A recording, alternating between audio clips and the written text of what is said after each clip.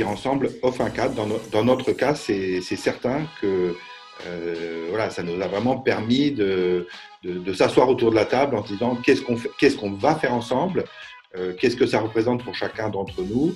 Et l'objectif est à terme d'aller plus loin, de travailler très en amont de nos propres orientations pour finalement avoir une sorte d'alignement stratégique et opérationnel sur la façon de déployer notre politique de développement durable.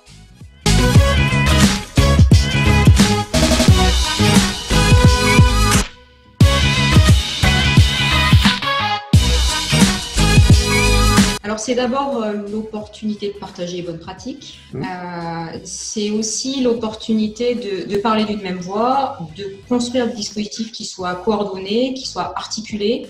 On a pu constater, quand on a fait connaissance, qu'on mettait chacun des choses en place, mais sur des temporalités qui étaient très proches, un peu décalées, sur des zones géographiques qui étaient légèrement différentes. Voilà. Et toute cette mise en action qui a consisté déjà à remettre sur la table les activités des uns et des autres, les projets des uns et des autres, et à faire en sorte de les articuler, c'était déjà un point extrêmement fort.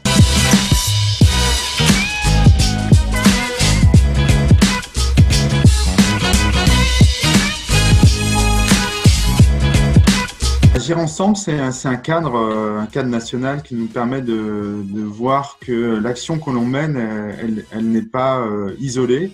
Il y a un mouvement d'ensemble au niveau national porté par les présidences d'universités.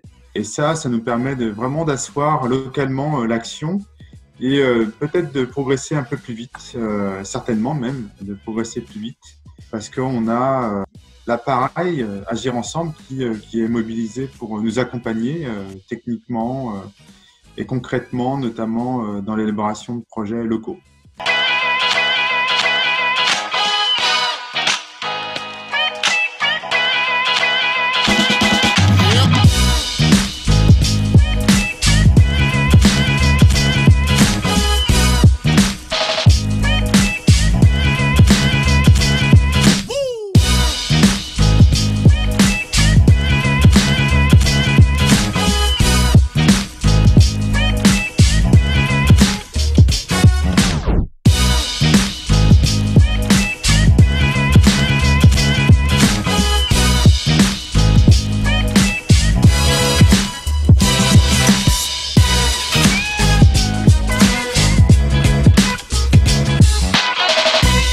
Toujours le fait de passer à l'échelle supérieure, c'est-à-dire qu'on on a peut-être une vingtaine de territoires engagés, c'est d'aller un peu plus loin, bien sûr, mais c'est pas simplement plus loin en termes de quantité de territoire, c'est plutôt plus loin en termes de nombre de personnes, on va dire, qui sont mobilisées au travers de ces actions collectives.